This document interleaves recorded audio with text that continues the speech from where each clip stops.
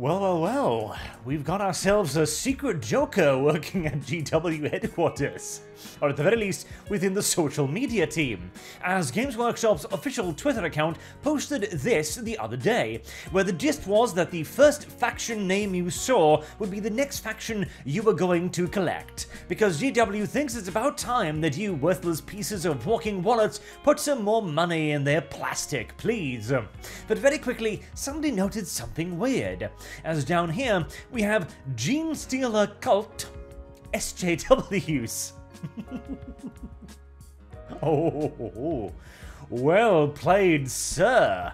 That one snuck right underneath the noses too, didn't it? That one is brilliant. That one is actually quite genuinely brilliant, because yes, the Gene Stealer cults of course have taken on a bit of a reputation in the community for being a bit of a one-to-one comparison with certain destructive forces making their way into the hobby. And could this be a coincidence? Sure, these people could not be FBI agents as well, but the odds are vanishingly small. Just the collection of words, SJW, Social Justice Warriors, right after Gene Stealer Cult. It is simply too good to be mere coinky-dinky winkies, so, well played, whoever did this. Well played indeed. And it has infected certain people within the community, heavy quotation marks intended, with, well, Chinese office chairs level of butthurt, frankly. Now, not all that many people noticed, which is nice, of course, and those who did, well, they waffled off into my replies rather quickly, though, the replies too were swift indeed. These Stealer cults abhor those who see who they really are. Correct. Because, of course, this is what the left fears and hates the most right now. Ridicule, because it means that their power is beginning to wane, and this also comes hot on the heels of another little interesting revelation as well, where the debate around female space marines, the idiotic, nonsensical debate that simply will not goddamn end, it seems, said that there will never be female space marines so long as he's got an ounce of influence within Games Workshop. So people on the 4chans of course asked him for proof. Like, how do we know that you're not simply bullshitting? And then he seemed to have posted the receipts, revealing details about an upcoming product that then, subsequently, dropped. Suspicious. Now, I do know a couple people that are working within Games Workshop, and from what they have told me, the temperature inside of GW is a bit divided on this. There are a lot of people who are not fond with what they see as the overt and obvious politicization of the company and their hobbies. Particularly, they are not fond of a lot of the Black Library writers, who belong to the far more liberal parts of the company, and have tended to, well, go quite in depth on targeting certain individuals, even pushing for outright boycotts. In all due likelihood, for example, the drive to threaten to sue me and strike every YouTube channel on YouTube with the word Warhammer in it, lest I remove Warhammer from my previous name, Arch Warhammer, appears to have been instigated by the writers. There was even that funny little instance a while ago, I don't remember which one it was, who was blatantly talking about moi and going, "He who shall not be named," and don't get me wrong, I consider that an honor and a privilege to be the boogeyman of the online 40k left. But shit like this, well, it demonstrates lack of internal support. It demonstrates that even the people who you think are on your side, the ones who occasionally virtue signal, "Oh, Warhammer is for everyone," well, they don't actually like you.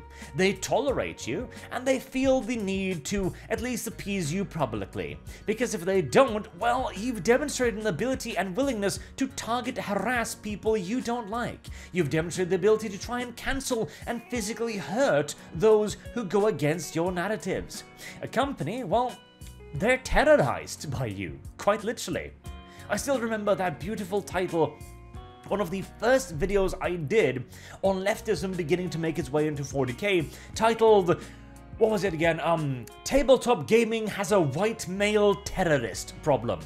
Well, we know who the terrorists really are. Games Workshop knows who the terrorists really are, and just occasionally they feel the urge to send a bit of a poke your way, to sneak in a little bit of a message, and hopefully play it off just like that. Oh, coinky dinky winky, sir. We didn't mean anything by it, of course. No. It's just a random collection of letters, and if you read too much into it, well, clearly you're the crazy one. SJW. It's also the fact that this is a bit of an old school thing as well. SJW went out of favor in, well, the more aware circles, shall we say, years and years ago. Social justice warrior is of course a Gamergate era term. Today we prefer to refer to them as, well, progs, progressives, or wokeists, as it's more of a generally all-encompassing term, rather than merely SJW, which is the more simplistic observation, like social justice warrior, because that has a term on in and of itself, social justice inside of it, which is what, of course, they refer to themselves as. I just wish there was feminine in there somewhere too, because that really would have clenched it, but that might have been a little bit too obvious. Or tourist, maybe. Although somebody did point out that they also have my axe in there too. So we have at least a little bit of a meme lord working at GW as well, which is quite brilliant. Good on you, sir. Good on you. And for everyone else in the 40k hobby who just feel as if everything is kind of dark right now, they're taking the black pill a little bit, seeing as if the hobby is just sailing down the river, it can't possibly be salvaged. No. 40k has always been and will always, at its core, remain a conservative hobby. It cannot be otherwise, because the universe, the setting, and the reality of the 41st millennium is anti-progressive in nature. Progress in the far future is dead, and only by conserving what little vestiges of power humanity continue to cling to can humanity ever be saved. It is in tradition, not in the empty promises of progress, that humanity's future may still lie. And things like this indicates that so long as we can weather the storm, 40k is not a lost property. It ain't over yet. Until next time, I've been Arch. Thank you all very much for watching, and remember, gatekeep always. Have a good day.